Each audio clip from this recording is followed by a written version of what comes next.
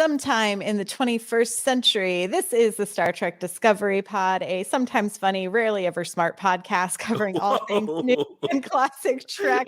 Wow. I'm your Malbec drinking captain this evening, Myrriah Gossett. With me on the view screen, we have Clyde Haynes. Yo, you got to be some type of G to let your man get a call from his ex and be like, yeah, go holler, go see what she needs. Nah, man, dead that.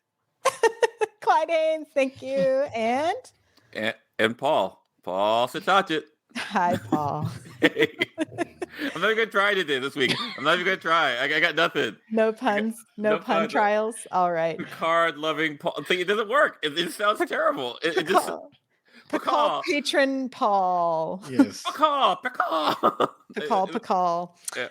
If you haven't guessed yet, tonight we are reviewing and discussing the premiere of the final season of Star Trek Picard, The Next Generation. But first, just a couple of reminders. First of all, we are a part of the virtual TrekCon this weekend. We're so excited to have a bunch of new folks here. Thank you for joining us this evening. And if you check out the virtualtreccon.com, you can check out the schedule for the rest of the virtual con this weekend. I know right after us live on YouTube, or it's a second premiere, is The Art of Star Trek Picard and 90s Trek, keeping the theme going. So, Paul, I think there's some other reminders for those who might be joining us on the live stream for the first time. Yeah, like this is the boilerplate. Like, a reminder to listeners to subscribe to our podcast at Apple, Spotify, YouTube. All links are at StarTrekPod.co. And if you love the episodes or the content, please consider being a Patreon supporter for just $2 per episode at patreon.com/StarTrekPod. Pew pew, money, please, please. Pew. And Clyde, how can people participate if they are watching us live on YouTube this evening? All right. So if this is your first time, we do something special here in Star Trek Pod. We want you to participate. So if you've got a comment, a question, you want to be part of the show, we just ask you to type capital P, capital O, capital D, capital Pod in the chat, and we'll take a look. Now, in a minute, there's going to be a special moment where we want to hear what you thought about the show. So we're just going to ask you if you want to share your impressions, hey, it's been a long time, I haven't seen, Riker or Beverly, and here's what I thought. Then you just type capital H, capital F in the pod. You'll know what we're talking about, capital HF, and we'll get to your thoughts on the show. Indeed. All right, let's fire up this metaphasic shield and get into some It's time for some hot freaks. Clyde, what did you think of this episode? I was really excited about this episode. And so went in with some expectations. It's like, all right, what are we going to have? And I wasn't necessarily disappointed. I thought it had action. It had ships. It had nostalgia. There was a lot. And then it had what is Star Trek without a jerky anti-hero captain or admiral or somewhere in hovering around. We used to say this with Discovery all the time, so I'll just go ahead and say it now. Hey, yo, Shaw, mad sus. Shaw is mad very sus. Not feeling that dude. But all in all, it was great to see a lot of the band back together in interesting ways. I will say the Rafi storyline, I'm not sure what I'm seeing yet. Not feeling it. Shaw is sus. Shaw is sus. Bringing it back. Paul, what did you think of this episode? Well, I've been on record of saying that, I'm a real, give me anything Star Trek kind of thing, and I'm, and I have to say that watching this episode, it was awesome. you got Beverly Crusher, it felt like a little bit like opening up with it felt like a Western with her pump action, phaser versus like Uzi phasers. You have the music. The music is just so nostalgia bait. And and I know what you're doing, but I love it. It's all this old time, Star Trek music. And as far as Shaw, I agree to disagree. Oh no. Because, imagine this, if it's your ship. It's your Neo Constitution class ship, new retrofit, and the old man comes in and says, "Hey, like let's do this." No. I mean, I think don't misunderstand me. I love Picard. I love Riker, but like if all of Star Trek, all of Starfleet they do not make. Like there are people who have to do like work, and No. like Shaw just strikes it as no. Yeah. Listen, I'm gonna say this. I'm gonna say this. If you have a Saturday pickup basketball game and this is your squad and you and your buddies run this pickup game every Saturday morning at the YMCA, I'm just going to tell you like this. Michael Jordan shows up at the gym and wants to run, you step back, right? Like we're talking about Picard and Riker. Man, sit down, sit to the seat next and be like, hey, what y'all want to do, y'all do. That's what I'm saying. My response to that is like, they also have a habit of blowing shit up. They make a mess. All right, we're gonna dive into Shaw, but first, I haven't given my hot freak yet. And wait, Myrriah, what's your hot freak? Thank you for asking, Paul. I'm so glad that finally happened. Right. I thought this episode was a bang up job of a premiere. I think this is what a lot of folks have wanted from the last couple of seasons of Picard. I do get a little sad that we're going to miss some of the cast we've kind of learned to love at this point.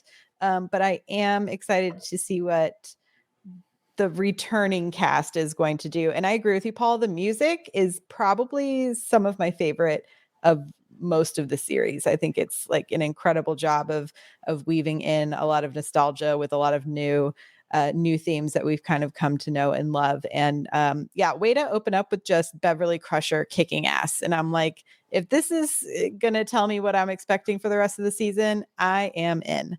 My only nit to pick in my hot freak is why a pump action rifle? Because what are you pumping? There's nothing. That's not how. Why?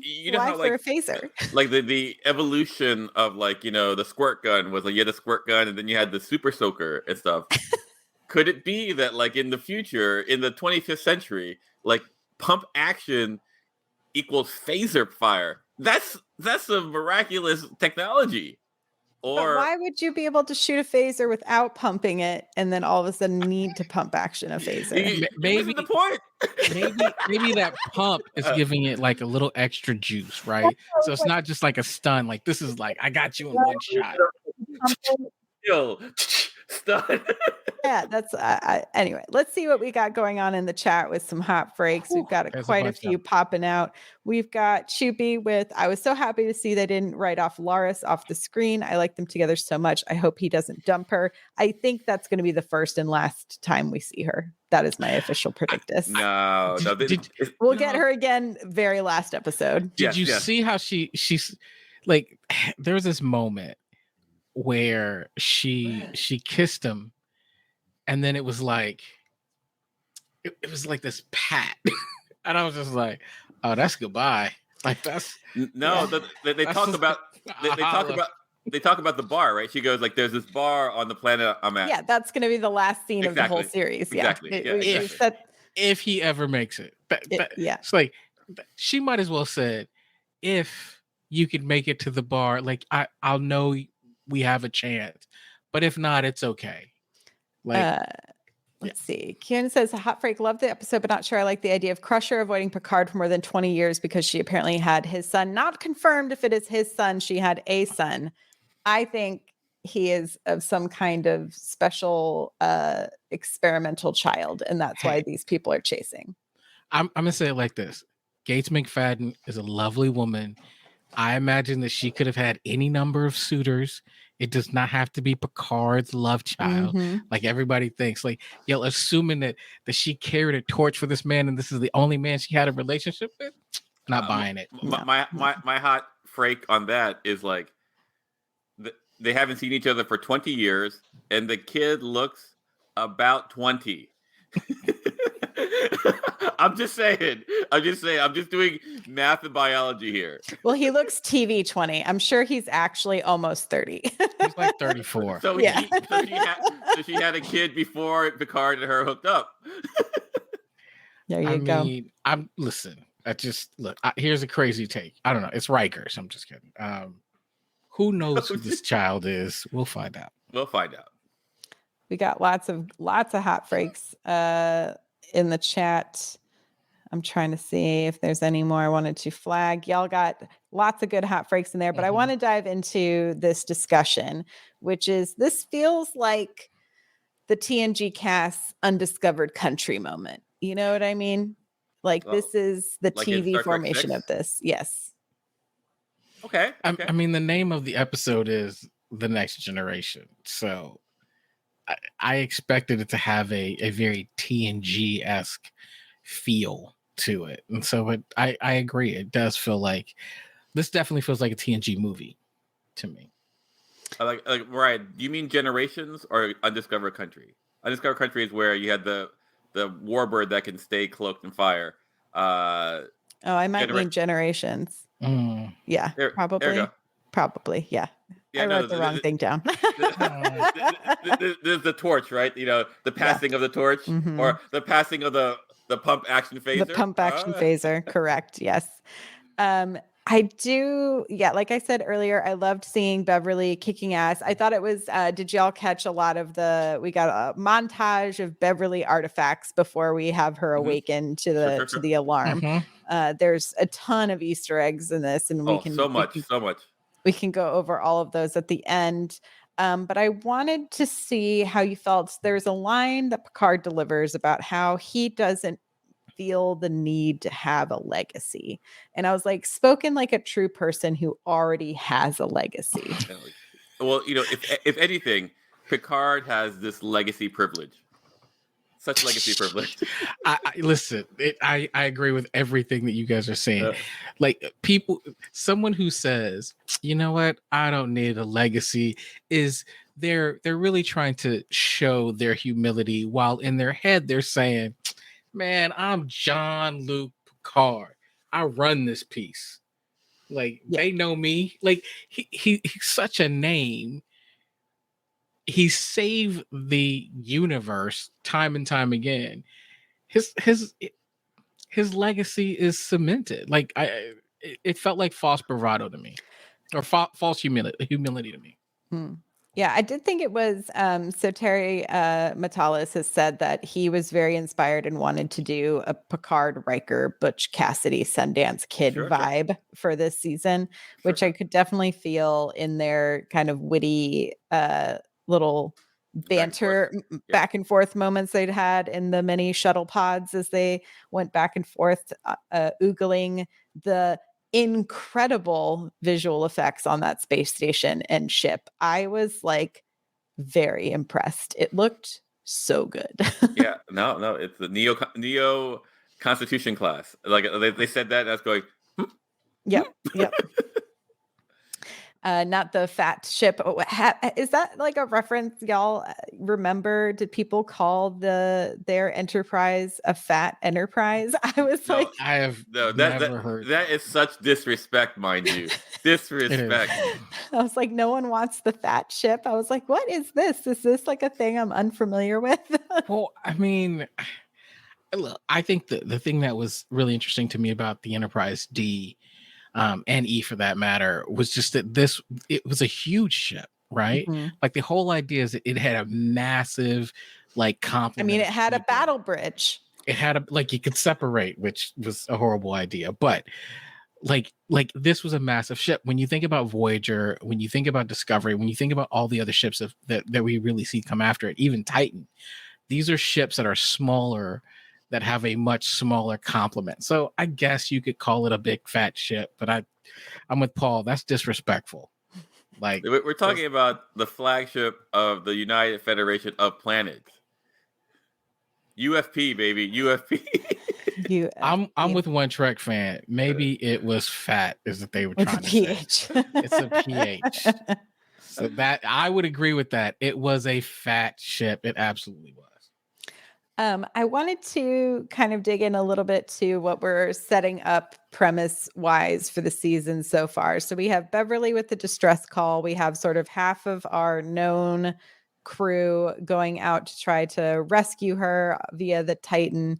And we will dig into Shaw and Seven of Nine in just a second. But on the other side, we have Rafi, who seemed in the beginning to be very strung out, but is instead an undercover operative of some kind, or seems to be. I wanted to ask y'all, do you think she has been put on a mission that's guaranteed to fail and she's going to be the person who takes the fall, or is she actually tasked with trying to fix this or figure this puzzle out? Yeah, I think from the moment that I saw Rafi, I was kind of like, all right, where are we going with this? Because again, I'm not gonna lie, she's probably not my top 10 favorite characters. Part of me was just trying to figure out, is this real? Right? Is she actually on a secret undercover mission, or is somebody just really screwing with her and it's fake? Like, well, it seems like I think the chat is saying it. I'm getting the vibe that they all think it's Seven of Nine is the handler. Ooh, that's interesting. That's interesting. I feel like 7-9's been pretty busy. Yeah, and pissed. Yeah, she's got her own thing going on with. No, apparently I'm wrong. Cheapy is correcting me. I don't know who then you all think the handler is. Worf. You think Worf is the handler? Interesting. That's a fascinating thought. Where did that come from? Isn't Worf like an ambassador? He's peaceful now, right? From the trailer, he's peaceful now. But isn't peaceful? The last we left him, wasn't he ambassador to? Oh, that's right. Everyone's saying because you're a warrior, so maybe it has to be a Klingon. Is that the vibe? Well, that's not stereotyping at all. That's Oh, see, this is where I was going. Glenn Iverson says, I think the handler is actually a villain who helped prevent Rafi from figuring out the Red Lady. See, I'm trying to figure out, are they a villain or an ally? Are they actually on the up and up, or somebody with ulterior motives? Like, I feel like it would be so cool if there were a villain and like Rafi and then like Picard and Riker have to go up against each other for a bit until they realize they're on the same team. That would be neat. But like, I don't know. Like, I feel like you're gonna want to see everyone together soon. So I suppose that I'm gonna take a guess that if we're gonna go with like racism, like and it is Worf, then I assume like everyone's gonna be on the same page. Rather, like they have to, right? The trailer makes it look like they're together, right? Like Riker and Worf are together. So like. But yeah, so I hear you. Yeah, that's interesting. I thought they definitely wanted to let us know that technology has been stolen from the Daystrom Institute. They said that multiple times for us to remember that is what's happening. Hey Myrriah, right? Yes. Wait, you need to make sure that you understand that portal technology has been stolen from the Daystrom Institute. Portal mining technology, catastrophic. In the wrong hands, weaponized. It's bad.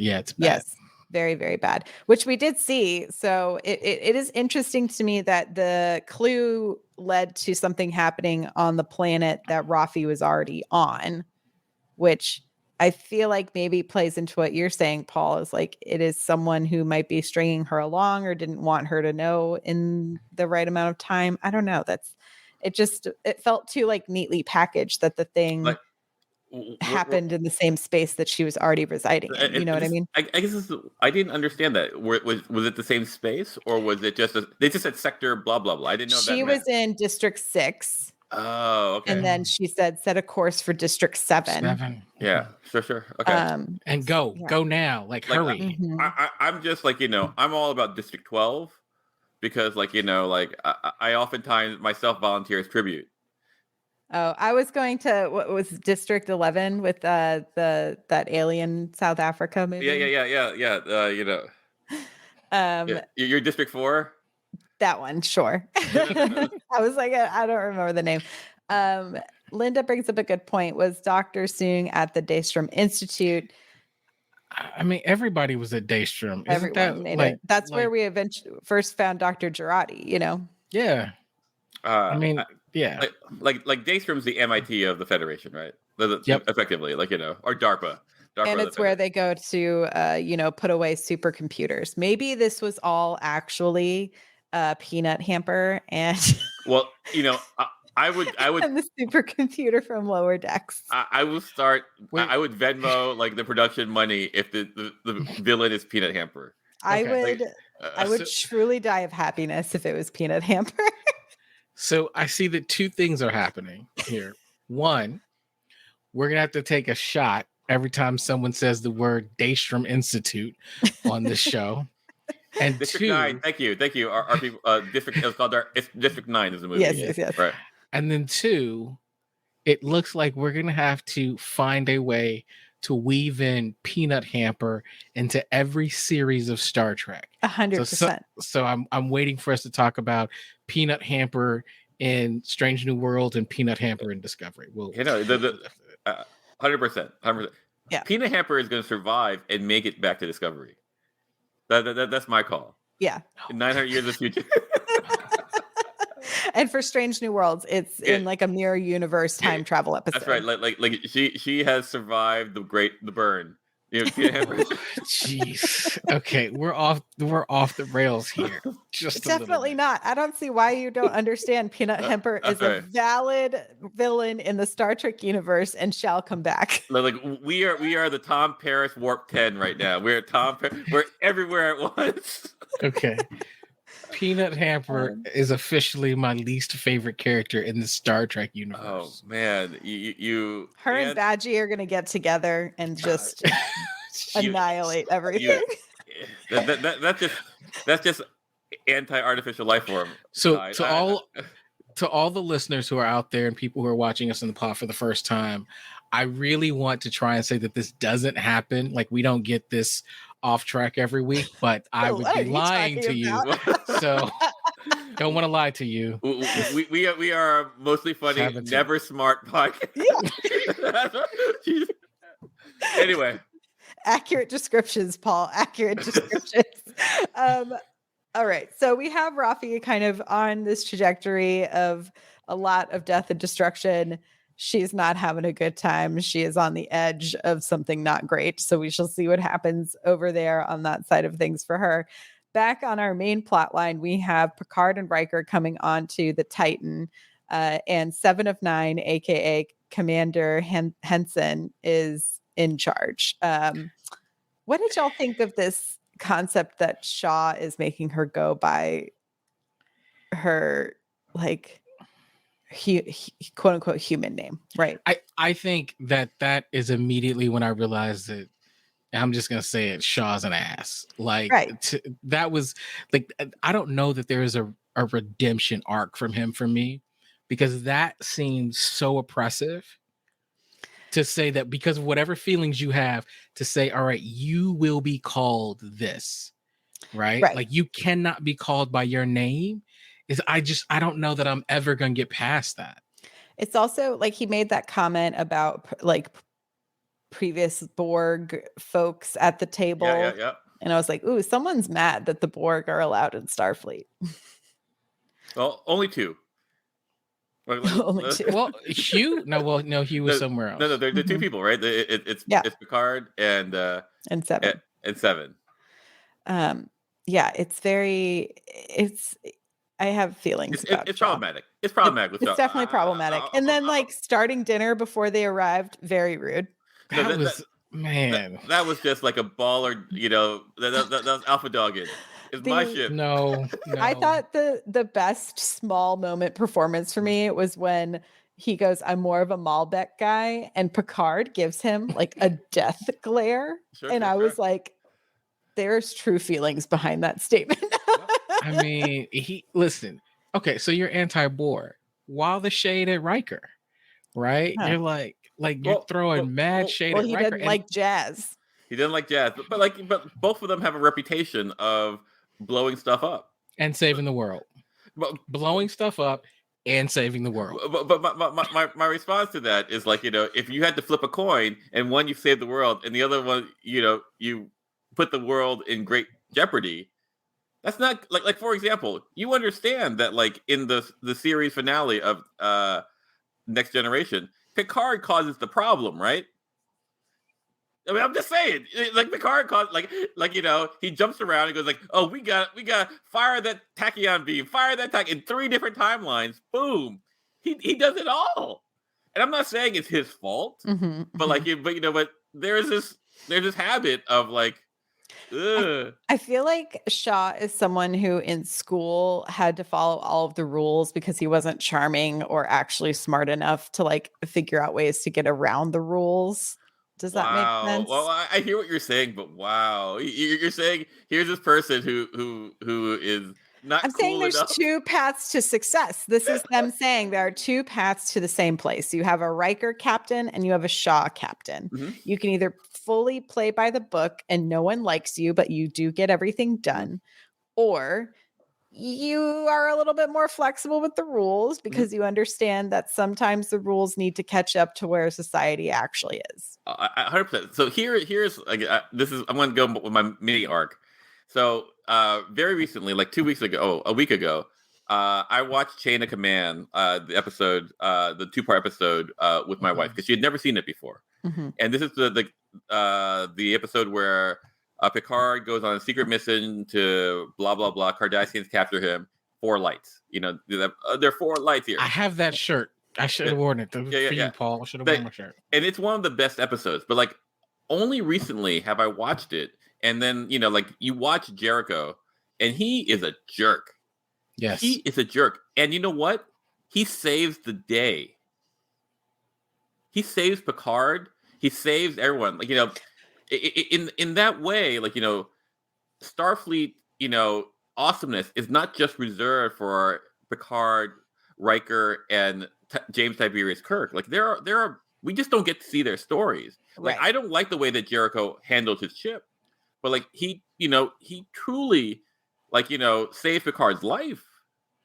I don't know what to say to that. Like I mean, I hope Shaw will prove us all wrong and he will have a similar transformation where because he follows the rules so closely, inevitably he will be the one who somehow saves the day at the end. Sure.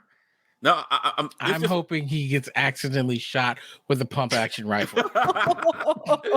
Yeah, you see that? That's a snap judgment. 1 episode, snap. The name thing. Well, first of all, you take the name thing. It's problematic. Absolutely. Here's the deal. I don't care what you think about anybody. You got two basically diplomatic celebrities who join your ship, and you purposefully start dinner without them. Like, there's really no that's not an alpha move. That's a dick move. Like, well, I mean, do you think he really thought they were there for an inspection, or do you think he smelled the tomfoolery from a mile away? Well, exactly. To go to that point, like these 2 people, legends they are, came aboard this guy's ship to trick him to getting. I mean, he's like, "Oh, I captain your old ship. Your friend is my first officer. Why would you do an inspection before Frontier Day exercises?" Like he was right. Like these guys are trying to hijack his ship, and they did. Yeah, they did. But I think someone in the chat earlier had said, but even after all of that, he just tells Seven to write up a report. He doesn't toss her in the brig. He doesn't say tractor beam my shuttle back into my ship. He seems kind of relinquished to, oh no, I have now been bamboozled into playing along with these old men's last mission. Feels like the day's early. I'm not giving him the benefit of the doubt that he's not going to prove me wrong. I will say this though, like as far as from a writing or craft perspective, I think the writers did an amazing job crafting Shaw. Well, you need kind of a little bit of an antithetical, right? Like you need someone who's going to say no and throw some wrenches in your plot.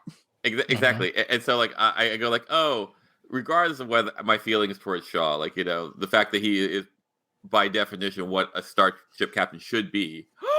Just kidding. But it's a great contrast to the buddiness of like Picard and Riker. Like I think it's great. Listen, I don't disagree with you at all, Paul. I think he's written really well, and he's written really well because we keep talking about him. So 100%. I'm all for it. But I agree with P.W. Gregory. I think Shaw should have, if he was really going to be a G, like if you really wanted me to respect him, he would have played the game a little bit better and going, okay, let's see where this goes before I shut these fools down.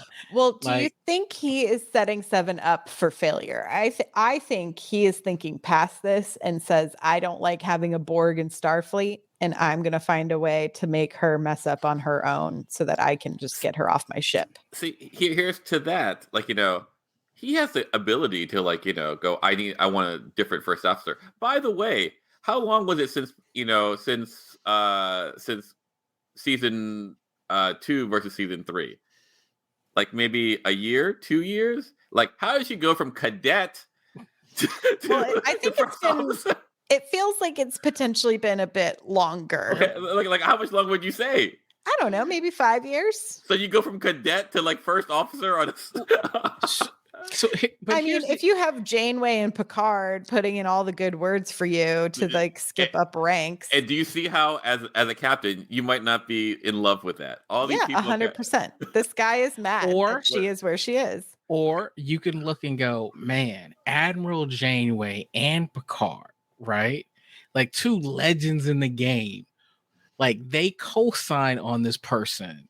Maybe I should give them a little bit more respect than I'm giving them. Or maybe he just feels small and threatened because, Janeway and Picard are her homies, right? Oh my God. Someone said, Harry Kim is still an ensign. I love that. I love that. I love that. And truth be told, I remember when it was still Lieutenant Tom Paris. Harry was still Tom Paris went to jail and still was a lieutenant over Harry Kim.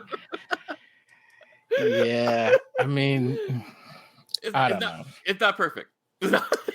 It's not, but I think anyone who spends 5 minutes with 7 of 9 has to walk away and think she's going to be a hell of a captain someday. Right. And if you're too small to see it and want to participate in that development and not in you have to bend to my wheel and be me, because those are always terrible leaders.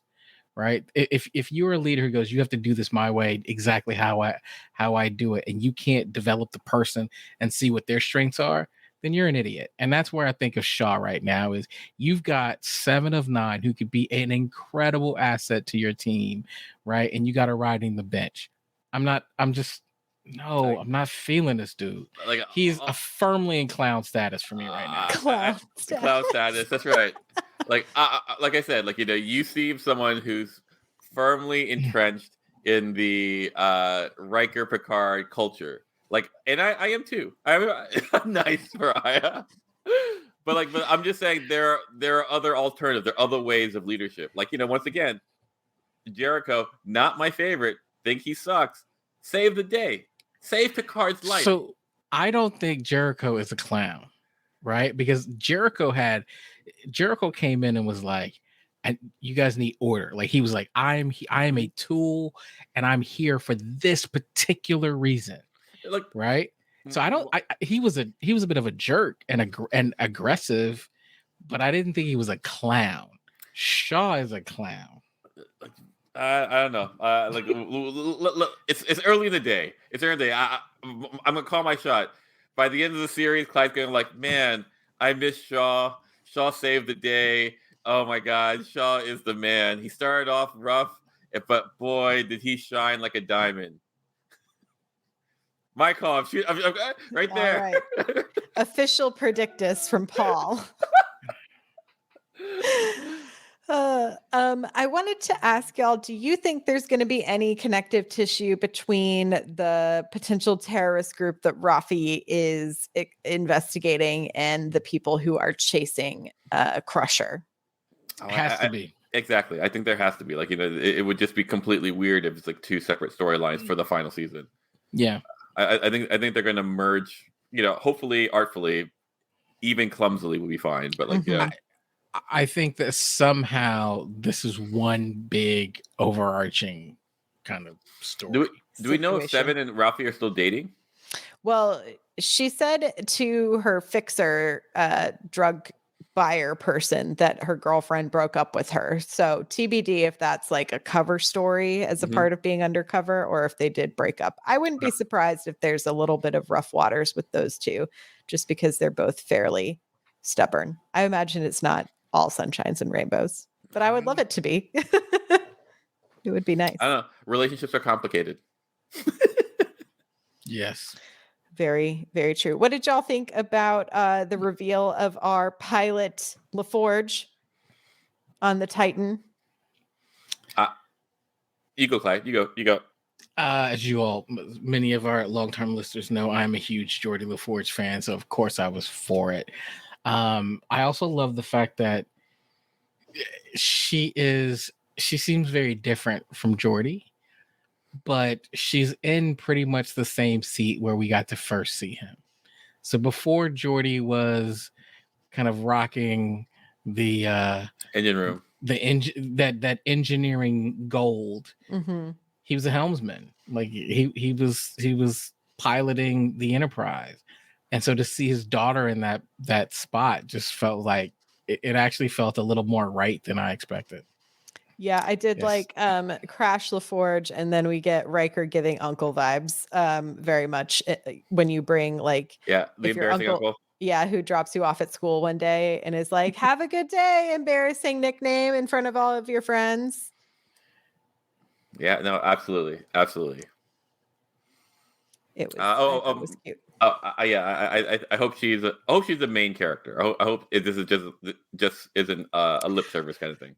Yeah, I did think it was fun. We got small glimpses of everyone kind of on the bridge of the Titan. I know in some interviews, like the Terry Metalis has said, this is definitely the closing of a chapter, but there is room to re-explore with some characters from where they're leaving this season. So it would be interesting to see them set up everyone and have a Titan series. I think no one would be mad at that. Clyde wouldn't be. Not at all. Well, here's the deal. I'm all for the Titan series.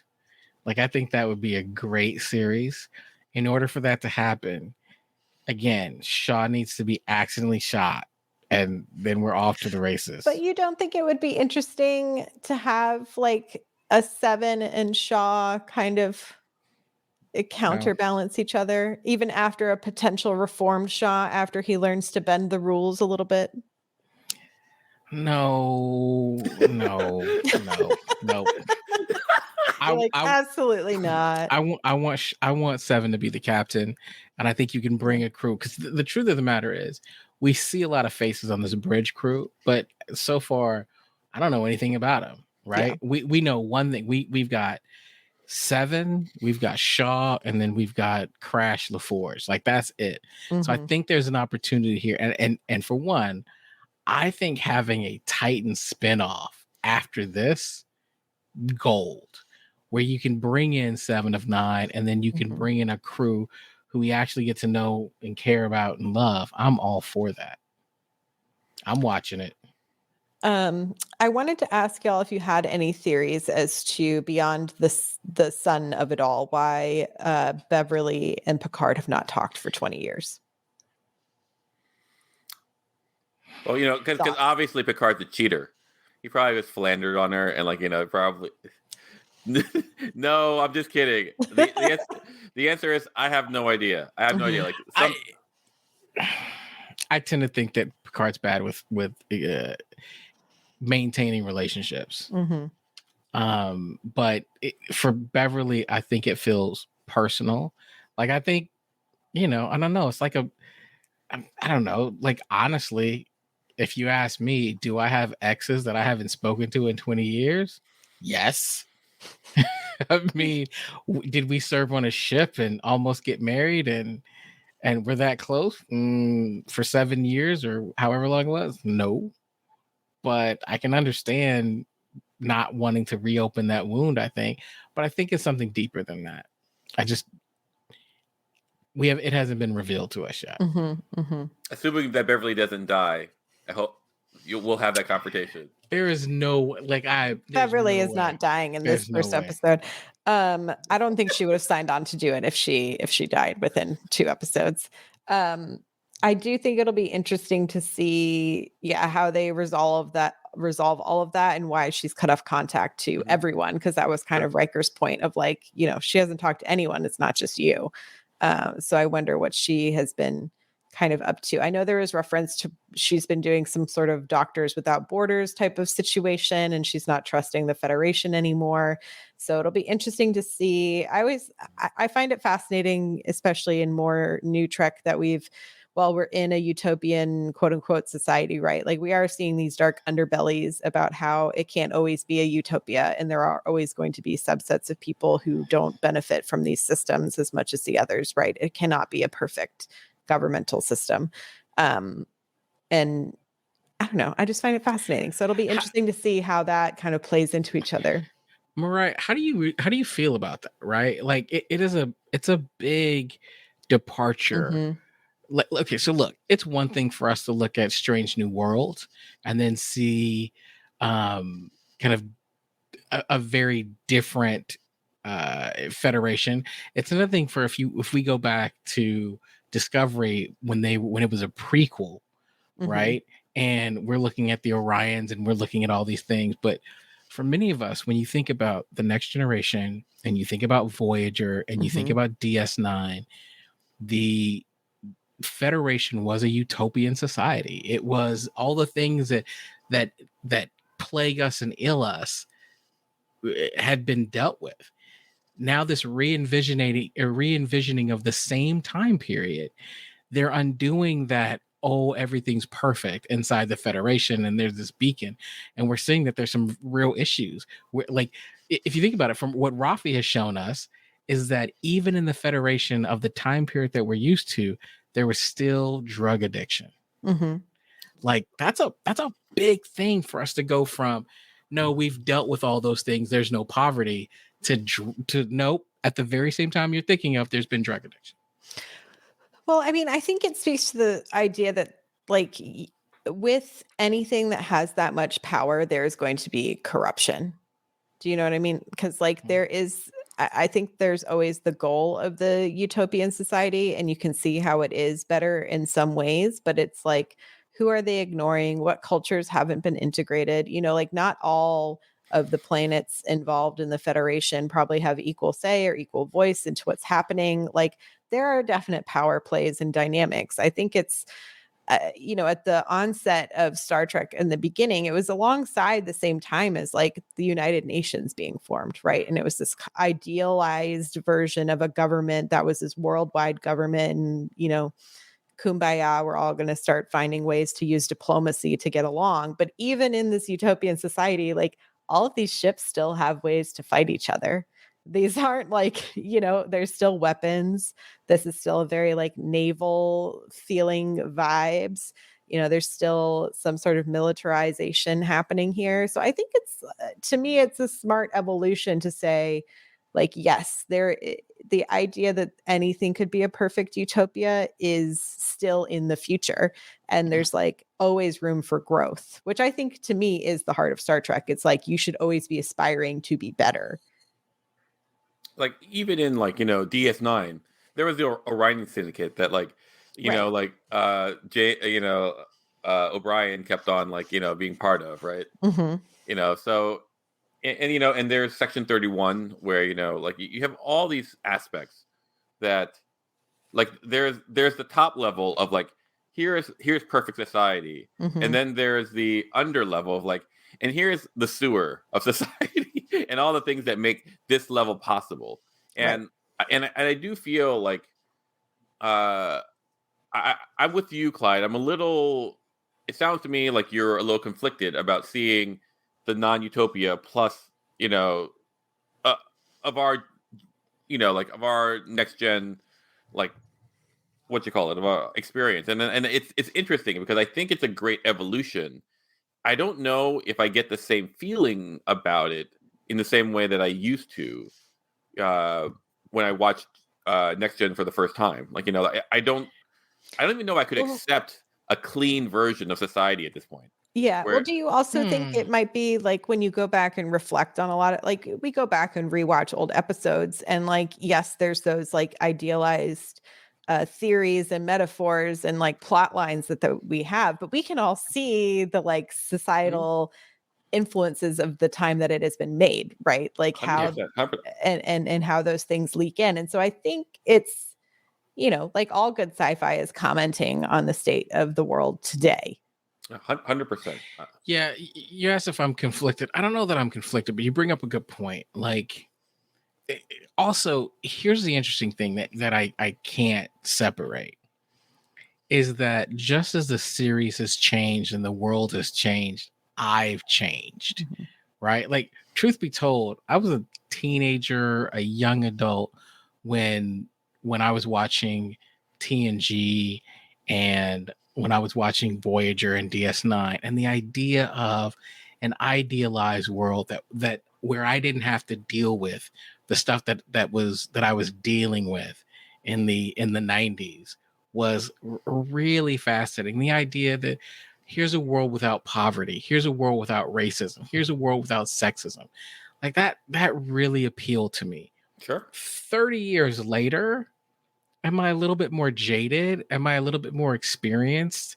Yeah. And so would I sign up for a series that said, hey, here's a world? Like, I don't know that I'd be drawn to it the same way. Yeah, no, me too. And I've seen so much. We've all seen so much in the last 5-10 years, right? That this feels like a show and storylines that are more reflective of what we know, yet it's still aspirational because we're looking at people fighting to overcome it, to save it. And so I'm conflicted, but I'm not the same. So to your point, Paul, I'm not even sure that I could accept, like, if TNG came out today, could I be like, oh man, this is great? Or I'd be like, this is so unbelievable. Like, that never happened. I don't know. It's a good question. No, it's I had a weird experience the other day, and this is going to minor sidetrack come back. I was driving, and that Dawson's Creek song, like, I don't want to wait. That came on, and I almost cried. Not because I love that song so much. It was Joey Porter. You miss Joey? Yeah, I miss Joey. That's right. It's because, but because... You're a big Pacey fan. Stop it. There was a no-win situation there. It was a no-win. But I was going like, oh, I do remember a simpler time. I'm not saying I would prefer that time, but I remember things were simpler. And so I look at Next Gen, and every time I watch... have you watched Dawson's Creek?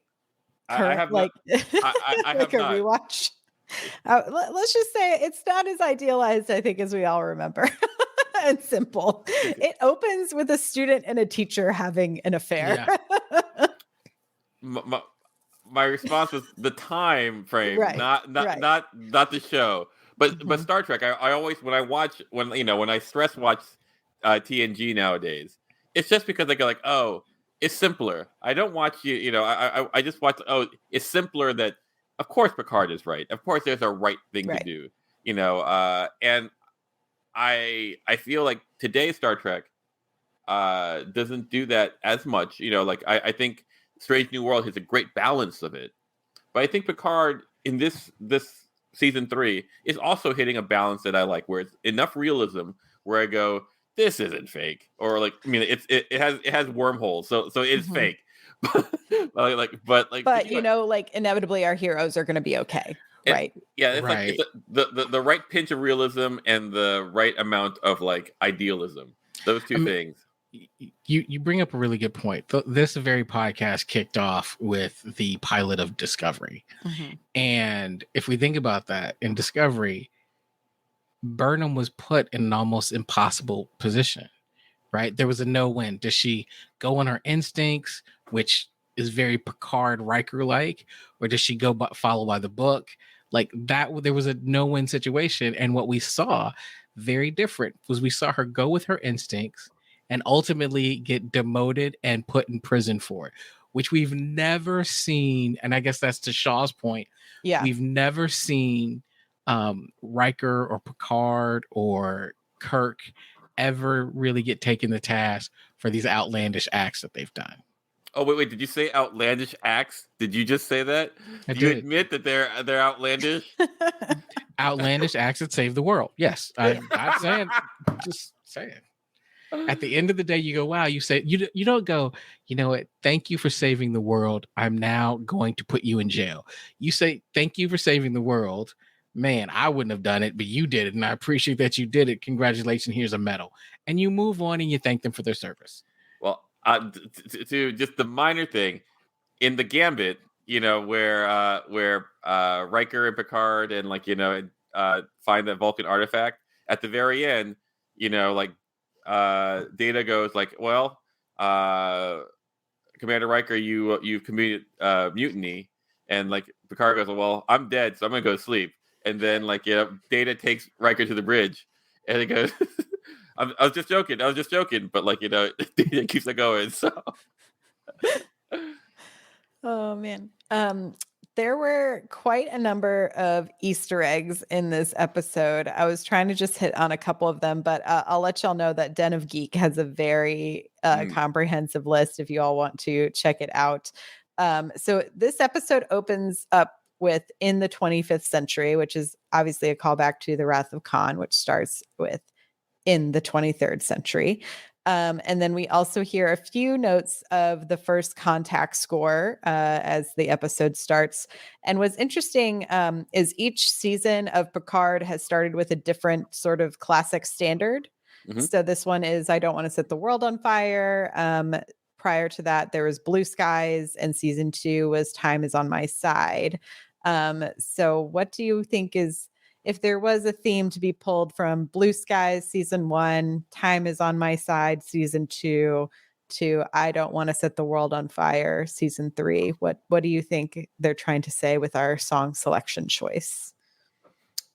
I think this has to do with like we talked about legacy, right? Is it going to be are the things that I'm going to do going to set the world on fire? In that way, I assume that that's what it's about. Just very literal, like that. So I'm going to stop talking now because I obviously don't know what I'm saying. Yeah, I thought it was interesting because this episode almost opened up the exact same way as season 1, episode 1, which is just shots of space with a standard playing. And I was wait, did I start playing exactly the wrong episode? But then I was no, this isn't Blue Skies. So that, yeah, Chippy and I did the exact same thing. That definitely happened to me as well. I was trying to see if there's any other bigger. Oh, so they're talking about Frontier Day, which I have not heard in any other series as being a holiday that we're sort of aware of. I've heard of Picard Day. There's also the day where they kind of honor all of their fallen, past shipmates that we had in Strange New World. But apparently what it has here is Frontier Day commemorates 250 years of boldly going. But this is not the birthday of the Federation, which is younger than Starfleet because the Federation was founded in 2161. And Starfleet predates the Federation by several decades. And so if season 3 takes place in 2402, it means it's celebrating something that happened the year of 01 Enterprise, either 2151 or 2152. Any thoughts on what it is? This isn't celebrating Cochrane and discovering the warp signature, the first contact with the Vulcans. That's first contact day. First contact day. I think this is probably like Starfleet is a Terran based, an Earth based thing, right? It started that way, and then after that, the United Federation planets came after, in season 4 of Archer's Enterprise. So I imagine this is the inception of humans going out into space. Oh yeah. So according to Memory Alpha, I was just looking at the same. yeah, there's the first starship to use Warp 5 engines, opening up new exploration from Earth. Enterprise in Columbia, baby. Mm-hmm. Mm-hmm. So it was also when we first made contact with the Klingon Empire. That's interesting. Same year. Big year. Well, what happened when the Klingons crashed onto Earth? Yeah. And then we have our encounter with the Ferengis. Yeah, all kinds of stuff going on in that year. So I guess we'll see what this Frontier Day exercises are. My friend Clyde said Archer was the best captain by far, hands down. Oh, no, listen. If you were, if we this don't is need your to first go into time, we don't need to go into Captain Slander on this show, Listen, guys. We got a lot of new just viewers. saying. We're really going I'm to just turn away saying. a bunch. I'm just saying, if you are new here, don't believe that. That's all I'll say. Mm-hmm. Mm-hmm. We can But show stick Enterprise around. some love. Come back, and you'll understand all of the inside feelings that I have for Enterprise. All the inside feelings. Any predictions to what you all think is going to happen in our next episode? Are we going to get Beverly out of the fridge? Yes. Maybe. I don't know. Like I assume that that ship, whatever that ship is, you know, the mean looking ship. It looks like, doesn't it look like the Romulan ship from exactly. Kelvinverse? Yeah. The in the front half, the Shitar or something like that. Yeah, like, you know, like I'm assuming that with the warp drive offline, and that they don't have a Jodie LaForge on like Beverly's ship. Yeah, that the Titan is going to come help them. I have to assume that's what that. I would assume as well. Yeah. And so there'll be, and in the trailer you saw the Titan fighting that ship. So you know, it was a trailer, so I don't know what to say other than that. But like, I think it'll be interesting. I assume that Shaw will save the day. You know, like I just need to see Clyde's reaction. No. But yeah, so I assume that, like, because I didn't see two ships, that this ship is going to not make it. I'm expecting Picard Riker shenanigans. Mm-hmm. I'm expecting a space battle. Mm-hmm. And I am expecting more old people on the bridge. Old people. Yeah, I'm ready to see, I think, LaForge and the whole LaForge family together on a ship. I'm here for their little get together. Listen, if you've watched the show for a while, you know I love a good team up. I love a good team up. I'm waiting for it, because with all the artwork, I'm expecting at some point we're basically going to have the entire senior staff minus maybe Deanna. And then maybe Deanna. I'm expecting we're going to have the entire senior staff at some point on the bridge of the ship. Yeah, me too. I don't know if it'll happen next episode, but it's definitely not later. Yeah, that's a lot to pull off in the next episode. If they did that, I'd be disappointed. But I think we're going to start collecting them. Yeah, for sure. Like I thought it was interesting to have Riker sort of maybe hint that there's trouble brewing at home in his marriage and family, when he's like, yeah, they'll be happy I'm not home. Yeah, no, like I would be like, with those bad dad jokes and like Crash. Isn't that what they call it? Not able to read the room. Too many bad dad jokes and not enough pizza. I don't know. Like I would say my biggest, like, you know, like moment is like, I didn't feel like Jonathan Frakes consistently hit the Riker tone. I felt like it jumped between Jonathan Frakes and Riker. It's having just a little too much fun with it in a way that I don't think everyone else didn't break character, right? So it's I think that's an interesting point, Paul, and I think it's hard because, again, it's been a long time, and Frakes has done a lot of stuff between donning Riker. It does feel more like Frakes, right? I mean, like, he was Riker, like, in season 1. You know, I felt so. I still thought he was a lot of Frakes, actually. Oh, I hear you. I hear the words. Maybe Riker is just more Frakes as he ages. It could be. It could be. And that's what I think. Mm-hmm. Yeah.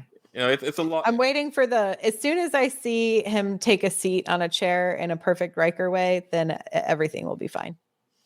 I guess, you know, like just sit there and then all of a sudden, like, you know, like tuck in his shirt.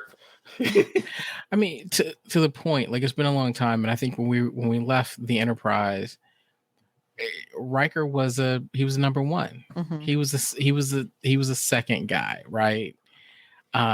Since then, in real life, he's become a boss. Like he's become the top guy. And even in Star Trek canon, when you look at the books and stuff like that, he's the top guy now. Mhm. And so I think we're seeing a different Riker. We're seeing a more mature Riker. We're seeing an older Riker. I think we're seeing a Riker who looks at Jean-Luc Picard as an equal and not as a mentor anymore. Right. And so I think we're seeing something different, and I'm for it. It's just the Riker tone is a little bit different than it was back on TNG. Yeah. We shall see. We shall see how they all grow with their age as we get to revisit all of these characters. It'll be interesting for sure. Anything else you want to talk about before we sign off for the evening? Well, just, you know, that I'm a really big fan of how this is going. The pilot star banger, introducing, you know, the new protagonist of the Star Wars series, like Captain, like I knew it. Yeah, baby. Yeah, baby. Captain Sus. Captain Sus. Captain Sus. Captain Sus. Okay. Anything from you, Clyde? I'm interested to see how we've got these two main storylines right now. We've got the storylines in the ship, kind of in the edge of the Federation space, and then we've got this thing going on with Rafi and her handler. I want to know who her handler is, right? I want to see that coming together. I think we've heard there's a couple threads that people in the chat have mentioned today, right? Like we've dismissed a couple of them. People say Worf is the handler. There's this discussion of who is this kid and who is you know, Beverly Crusher's baby daddy. You know, is it some John Doe? Is it somebody out there? Is it Picard? I want to know, and I'm curious how soon we have to wait to get some of those answers. Will it be the next episode?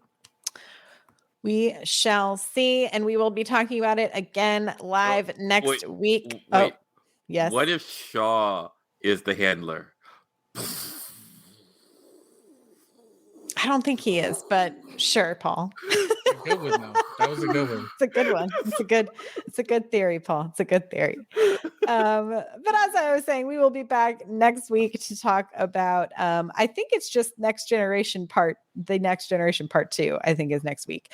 We will be back with another live stream and review. You can subscribe, rate, and review the podcast on Apple, as well as find links at StarTrekPod.co to everywhere you can listen, as well as to our Patreon. Clyde, where can people find us on Twitter?